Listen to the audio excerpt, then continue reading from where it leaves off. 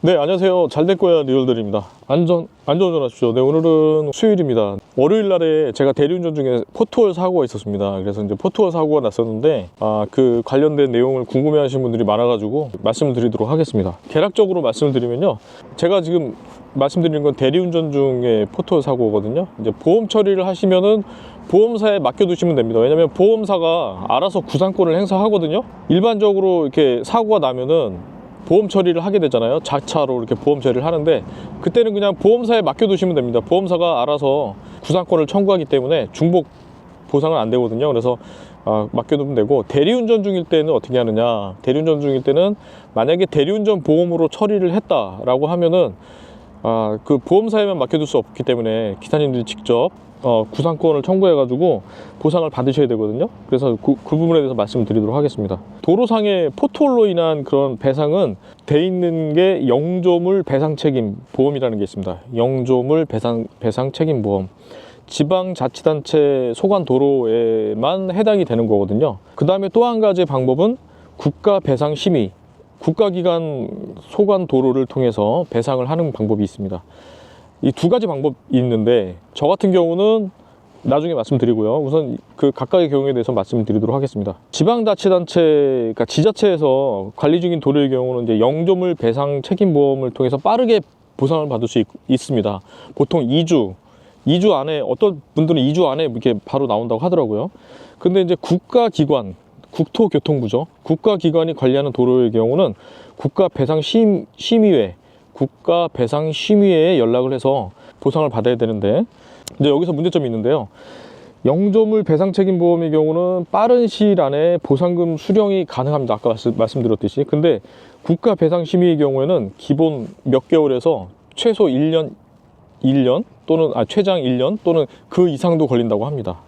그래서 이제 이게 참 문제가 많아서, 보험 처리를 안 하고 본인이 직접 받으려고 하는데 국가배상심의회에 연락하는 국토교통부 관리의 도로에다가 청구를 하게 되면은 개인이 너무 힘들다는 겁니다. 네, 그런 문제점이 있습니다. 그래서 이제 통상적으로 저희들이 많이 빨리 보상을 받을 수 있는 영조물 배상 책임 보험은 지방자치단체만 가입이 가능하도록 제한되어 있고요. 그 다음에 국가배상심의위원회는 각 지방검찰청에서 운영하고 있습니다. 저 같은 경우는 지금 제가 사고 난 지점이 그 이천시 마장면인데, 그 마장면의 도로가 그 지자체의 아까 제가 말씀드린 그 영조물 배상 책임 보험에 가입이 안 된 국토교통부에서 관리하는 곳이었습니다. 그러니까 보험사에 그냥 보험 처리하면은, 저는 뭐 대리운전 보험으로 처리를 하면 자기 부담금 30만 원 내면 끝인데, 그 나머지는 이제 보험사가 알아서 국가에다가 청구를 하는 거니까 신경 안 써도 되는데, 문제는 제가 보험 처리를 안 하고, 고객분도 그러시고 저를 생각해 주신다고 보험 처리를 안 하시고 타이어만 이렇게 갈려고 했었는데, 타이어 2짝을 갈았습니다. 한 짝 갈면 안 된다 그러더라고요. 그래서 2짝을 갈았는데 그게 한 30만 원, 최소한 적게 나와서 30만 원 나왔는데, 고객분께서 양해를 해주셔가지고 각각 반반하자. 네, 처음에는 그 가족분들이 있으니까 다 해달라고 하셨거든요. 근데 이제 따로 이렇게 연락하다 보니까 그냥 반반하자 이렇게 해주셔가지고 다행스럽게 반반 부담하게 됐습니다. 그래서 보험 처리 안 하고요, 나중에 이제 신청을 그쪽에서 어르신께서 하셨어요. 막 알아보고 했는데 결국 국토교통부 소관이었고, 그러면은 이제 지방검찰청에 배상심의위원회 신청을 해야지 되는 그런 복잡한 과정이 들어가서, 이거는 그 사장님도 그렇고 저도 그렇고 너무 시간이 많이 소요되잖아요. 뭐 자료도 많이 넣어야 된다고 하더라고요. 물론 자료는 있습니다. 블랙박스라든지 아니면 사진 촬영한 거, 그 다음에 그 위치, 그 다음에 타이어 교체한 영수증, 뭐 여러 가지 있거든요. 근데 그거를 다 제출을 하면은 보상받을 수 있는데, 제가 아까 말씀드렸듯이 국토교통부 쪽에서 관리하는 그 배상심의위원회에 신청하는 게 지방검찰청에 가서 신청을 해야 되기 때문에 너무 번거롭습니다. 시간도 많이 소요될 것 같아가지고 사장님도 그렇고 저도 그렇고 해서 그냥 반반씩 하자 해서 잘 해결을 했습니다. 혹시라도 이제 다른 분들이 또 사고를 나면은 참고하실 사항이 어떻게 하냐면, 대리운전할 때 이렇게 생각하시면 편합니다. 고속도로 같은 경우는 도로 구간마다 지방자치단체에서 책임보험이 많이 가입됐다 하더라고요. 거의 뭐 안 빠지고. 근데 국도 같은 경우는, 일반 국도 같은 경우는 그 예산이 부족해가지고 그 가입이 안 된 곳이 많다고 하더라고요. 그래서 저처럼 제수업계에 만약에 돼 있다라면 바로바로 이렇게 보상이 안 되는데, 뭐 간선도로라든지 아니면 고속도로 같은 경우는 영조물 배상 책임보험, 다시 한번 말씀드립니다. 영조물 배상 책임보험이라는 것에 가입이 돼 있는 곳이 많으니까 이렇게 신청을 하면 바로바로 아니더라도 뭐 70에서 80% 사이에 그 보상금이 나온다 하더라고요. 근데 그 70에서 80%가 그 기준이 정해져 있는 게, 제가 알아본 바로는 그러니까 낮에 사고가 나면은 한 70에서 80%고요. 그 다음에 밤에 사고 나면은 뭐 80에서 90%라고 하더라고요. 근데 100%가 보상되는 경우는 밤에 비가 왔을 때라고 합니다. 참고하시고요. 그런 경우는 이제 100% 보상이 된다고 합니다. 근데 저 같은 경우는 어떻게 처리를 했냐면, 그 고객분께서 긴급 출동 서비스가 있잖아요. 자차. 그걸로 이용해 가지고 이동을 했고요.